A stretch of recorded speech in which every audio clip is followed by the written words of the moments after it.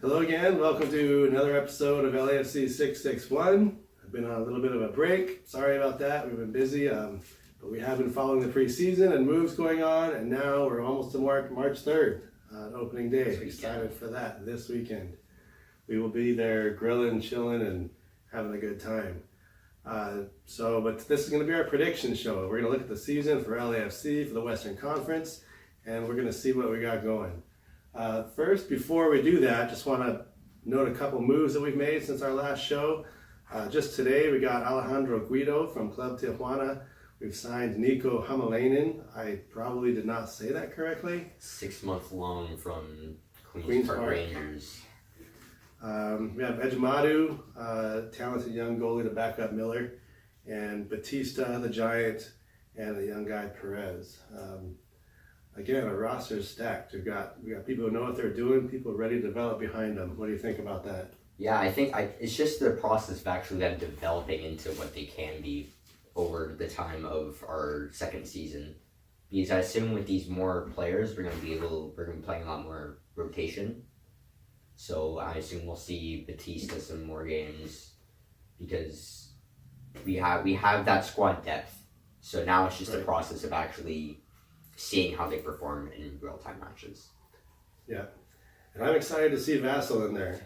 I said it before, I think he needs to develop at this level. I think he's got the maturity and the skills.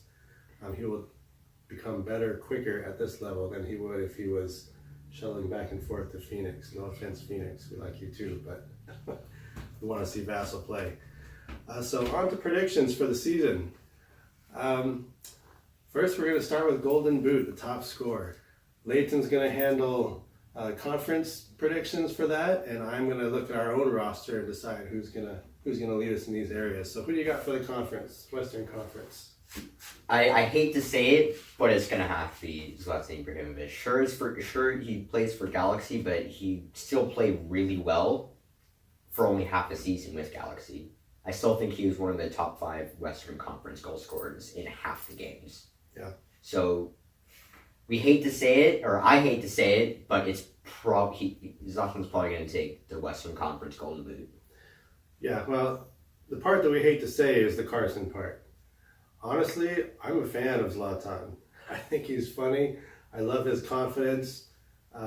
He says he's going to break every MLS record there is, including running his mouth. I'm not sure if that's a record yet, but we'll put it in there. But I agree with you. On our squad, LAFC, I have to say Vela. We got a lot of people who are going to, I think, score more than they did last year after a year under their belt in the system. I think Carlos is going to find the net a few more times. I put him at, I'm going to say about 27 goals, which is a big increase. He had 14 last year. He had 14. I think he's watching him in preseason so far, and just I think a year under his belt, I think he's going to look to shoot that a lot more. He's going to get the assists too. He's going to be up there for that, but not going to reach Joseph numbers of Atlanta. But yeah. I don't think Vela, as good as he is, has reached his potential yet. And I think this is where that starts happening. So I'm excited for that. Assists. So for assists for Western Conference, it's going to be Vela. I'm pretty sure, I'm actually fairly confident he topped it last season. I can't remember exactly if it was 11 or 13 assists he had last year, but I think with his technical ability, he's going to be able to top that, especially from what we saw, especially in the beginning of our season last year, being able to be that playmaker. It really helped us out, having him in the center of the field, being able to connect those passes. So seeing as everyone's now knows each other a bit better, I think there's going to be a lot more team chemistry there. I agree. I think he's going to shine in both areas. From game to game, it's going to depend on Bradley's plan, I think, and how he wants to attack the opposition. But he could, he's going to do well in both. I think that's not in question. Assists on our team, I think we have a lot of playmakers, Vela obviously included, and a leader is one of those. I'm looking for a leading win to get a lot of through balls, get some assists going on. It's fun to watch stuff start in the midfield area, and he's got the skills to run around some people and get things going. So I think he's going to bump up in assists. He's already got some this preseason. That's where I'm going with that. So make me look good, Lee. Especially as we picked him up only halfway through the season last year, as during that time of trying to get to know all the players.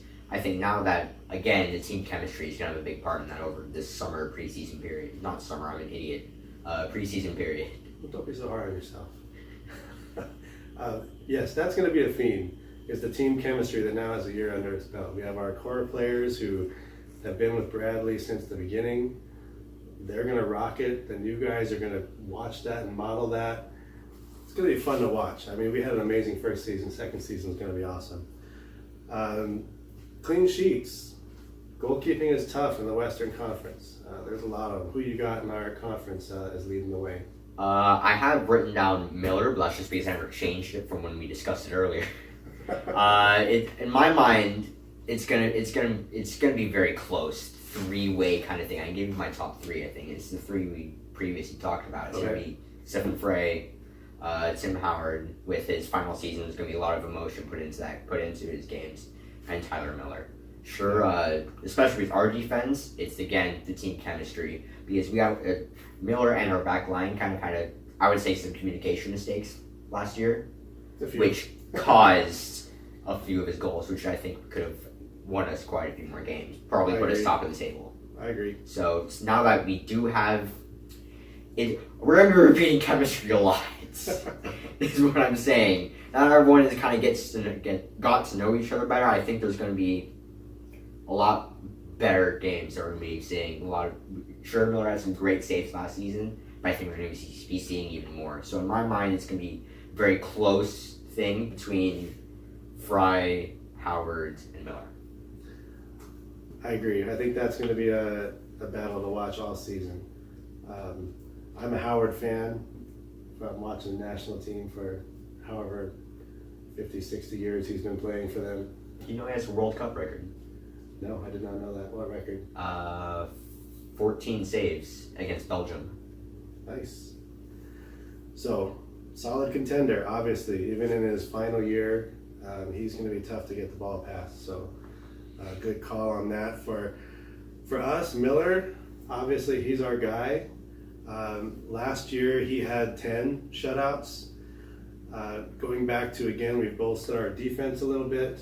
Another year in the system, calling the shots. I'm going to give him another 2 on there. So, you hate to jump up too high on clean sheets because that's a tough thing to do. But he's going to go from 10 to 12 this year. That's my thought. And want to talk about, we got kind of a new category that we've been talking about, a stealth influencer. Someone who kind of goes under the radar. Actually, in the future, in our match recaps, we're going to be naming a second man of the match. Man of the match is obviously usually easy, something to point out. There's always somebody behind the scenes. Play calling, making things happen, hustling. Might not get the number in the box score, but definitely part of the win. So stealth influencer, we're looking at the conference now. Is there a player in your mind in the conference that's really going to shine without getting the headline? I think if he hadn't gotten injured, it's going to be Mark Anthony Kaye. I think he only had one goal, maybe a few assists, but he was our box-to-box midfielder. He would have been up and down that midfield so many times, would have been crazy. And being able to do that consistently throughout the season without injury, I think he's going to be a very big influencer for us this season, especially seeing that he did get injured last season. So if he can't get injured this time, I think he's going to be performing so well. I agree. He was my or. I had a tough decision to make as far as looking at our own team and our stealth influencer, our second man of the match. I like Atuesta. Kind of the same idea as Mark Anthony Kaye. Last year he stepped up, year in the system. We signed him on stronger, so I see a lot of hustle in him. I see a lot of heads up football. He's making his moves, but he's looking down the field to see what's next. So my choice for our squad was going to be Atuesta or Mark Anthony Kay. I will not be disappointed if either one of those takes that position. I love our squad. Now we're going to look at the conference standings. We're going to be talking about our top six, at least I am, for the Western Conference, predicting how we're going to finish. This is a gamble, 34 games to go for everybody, so predicting this is hard, but hey, why not? So what do you got for playoff makers? So I think that the top six is going to be similar to last year, but there's two towards the bottom of the table that I think are going to be, well, there's three towards the, in my in-between range. So then I just want to put down. So in my mind, LAFC is going to make it, Kansas City is going to make it, and also I think Colorado is going to make it, for sure. I have Dallas on here as well, and Galaxy on here as well, just as Ibra being in there, being able to score more goals, getting more points. But the three I have kind of iffy for those last few spots. It's either between Houston, Portland, and Seattle. I have them as kind of those iffy things, right? But it's just because the Western Conference is so tight. It is. So you have Seattle on the bubble. Yes. Okay. I also have Portland on the bubble. They played really well last year. They got to MLS Cup last year. But they're also, I think last year was really their last year trying to make something of it. Because a lot of their critical team players are, I would say, 1, 2, 3 years within retirement. Okay. So I think that, I'm pretty sure they have some good players coming in. But I think Portland is going to be on that verge this year. I agree. You're right. And I think it's a testament to the development of the league as a whole. There are no, 1 and 2 great teams and mediocre everybody else. I think everybody's got a shot. It's a American football saying, any given Sunday. I think that's true here too. Teams can beat anybody. My top six, I kept the same top three from last year. Kansas City, us, and Seattle. I think it's going to be, it's really tough to call the top three for the same reasons. I have Seattle finishing first. And a little bit bold prediction, but last year they opened up and didn't even play. First however many games they had, they didn't show up. And yet they still finished second in the conference. So I think if they come to play opening day, they're going to be tough to beat throughout the season. So my standings, I have, actually no, I put LAFC first. I just assumed LAFC was first. Yeah. But Seattle I wanted to talk about next. So LAFC is first. Given with keep talking about chemistry, we've bolstered our defense. People working together, I think that gives us a few more wins. I'm going to put us at 20 wins. We had 16 last year. We had a lot of ties.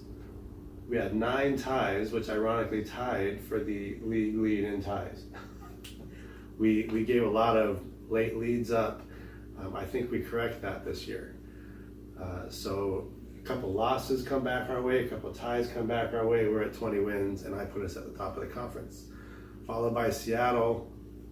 I have Portland next. I think they're still strong. They do have some older guys, but I think Valeria and Chara are still they're gonna command their section of the field like they usually do. Followed by Kansas City. I think they drop off a little bit. I put Carson in at 5th. They're not going to win 34 games like Zlatan might claim, but I see them getting in. I also see Colorado. They're my turnaround team. I think they have Acosta back. They signed our guy Phil Haber. He's going to bring maturity and leadership to the midfield. And then of course they got Howard on his, as much as he's going to say, it's just another season, it's just another game. There's emotion there. His guys want to win for him. He wants to win. The fans want him to win. I want him to win, except at the bank. But other than that, I'm rooting for him. So I think Colorado gets in. I think Dallas and Salt Lake fall out. Salt Lake was kind of mediocre last year, slipped in at the end with a little help from some other people. Dallas, they're under the radar. Like, you kind of forget they're in the conference to me sometimes. I am a fan of Dallas, and I'll tell you why. The extremely drunk, red-headed guy, yes. shirtless, pasty white, and I'm a Scotch-Irish guy calling him pasty white, trying to pick a fight with the entire South End. That was extremely entertaining. I'm looking forward to seeing him again this year. We are now South Enders with our new seats, so I'm looking forward to that game. You mentioned Colorado as your turnaround team. I'm throwing this one way out there. I don't think they're gonna make playoffs this season, but I think next season they're definitely contenders. I think San Jose is gonna be making a huge turnaround. They've had a great preseason. If I predict the whole conference table, they finished bottom last year, but I'm gonna say they're finishing 8th, 9th this time around. They've had a great preseason. They crushed us. They tied 2-2 with Seattle, who were great contenders last year. They brought in some young new Peruvian kid who is potentially really good. So I think San Jose really had this is kind of their what's the word I'm looking for? The transition year. Okay. They didn't do well last year. They haven't been doing well for a few years. I think this time, with these young new players that they're bringing in and this great preseason they're having, I think they're going to be doing well this season and seasons forward. I can see that. And a lot of their losses last year were not 3-0, 4-0. Like, they weren't getting blown out. I mean, the most exciting game that we went to of the season was in their stadium, and they had us on the ropes the whole time until we snuck a few in at the end. So I can agree with you. I see that. But I will say somebody will make the playoffs this year that'll raise some eyebrows. My pick's Colorado, so we'll see what happens. Speaking of San Jose, Carson, and us, a couple things I want to mention. There's a couple movements starting to well up from grassroots. The Golden State Cup. This is not an official thing, but some people on Instagram, Twitter have started this. You can follow them at Golden State Cup, kind of modeled after the Cascadia Cup that our northwestern neighbors do. So this would be a total of competition between Carson, LAFC, and San Jose. I think that's a great thing to develop rivalries that already exist and are going to grow and kind of show people, California's got some decent football out here. We all know that. From the youth academies on up. So I think that'll be a fun program to watch. You can follow them at Golden State Cup. And then also, we talked about being South Enders. There's a movement growing to create an official supporter group in our South End. Of course, would not be on the same level as the 3252, but I think that'd be a fun thing to do. I mean, we're a little bit quieter, a little more calm. I don't want beer dumped on my kids. But we can jump around, we can have a good time, we can chant. So I think it'd be fun to coordinate something with the North End and the South End. What do you think about that? The South End, not as crazy, but we still want to represent in some way. Absolutely. 3252 is awesome. All the credit goes down there for what they've got going on. The rest of us want to be involved too, in our own way. Coordinating with 3252, I think some fun echo chants or something would be good to get going. Could really be the premier fan experience in the MLS, if it's not already. It may be. So that's where we're at. That wraps up our prediction show. You got anything else to predict? Give me something Eastern Conference. I know we didn't talk about that, but what's one thing you'd say about the Eastern Conference? I have one, but what do you think? Well, I feel like comparing to last season, I feel like we're both going to have the same thing, but I'm not going to go that way. I'm going to say New York City FC isn't going to do as well. Okay. They've lost Villa, who was their absolute talisman there. That's true. I think with him gone, this is also kind of that transition year for New York. They're going to start not doing as well. Sure, they're still a complete powerhouse, but if I had to predict the Eastern Conference table, I'm going to say third, fourth for New York City. Okay. Where were you going with? I kind of thought you were going to do something with Atlanta. Not with Atlanta. I think they're still gonna be tough.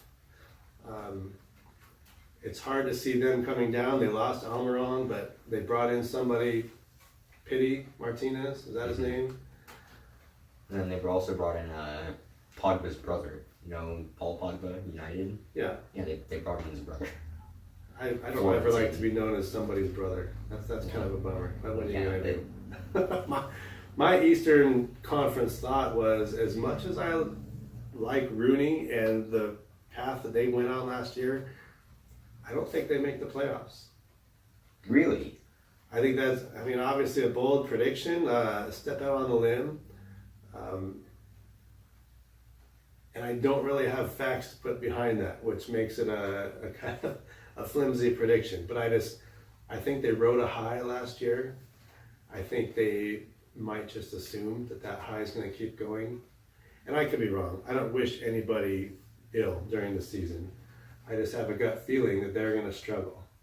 You know who I think isn't going to struggle though? Who? Orlando. True. Why? They've brought in Moutinho. Yes. that's yes, but that's not what I was going to be talking about. I was going to talk about Nani, the very good Portuguese player. Mm-hmm. Basically, one under Ronaldo.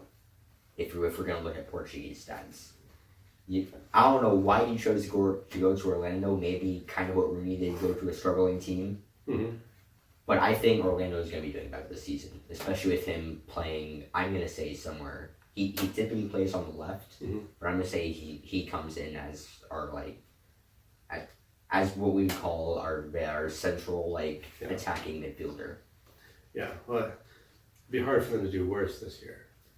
Valid point. Unless they signed me, which we were in negotiations, didn't work out. But. So, okay, that's our predictions. You don't want to uproot us. No, Florida's overrated, in my opinion. Too many thunderstorms, too humid, too many alligators. Stay out of the water. That's our prediction show. If you got predictions, let us know. And if you're from Bakersfield and not tagging us, hashtag LAFC661, you're just doing it wrong. So do that. Show us your stuff, your Instagram, your videos. We want to include that in what we're doing here. We're a family up here in Bakersfield. Looking forward to seeing you all at the bank. And again, that's our show. Follow us on Instagram, on Twitter. When I'm not messing it up, I get scolded by my son for that.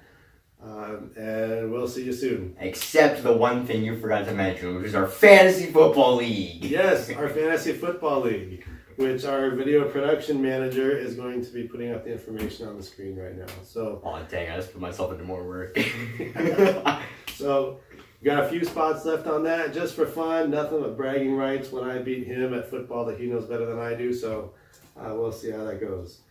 So, March 3rd, we will see you at the bank. It's going to be awesome, and we're out. You get moral points for having a funny team name. Okay. Yeah, work on your team name. Mine's not funny, but mine's the best. So, we'll see you there. Have a good one.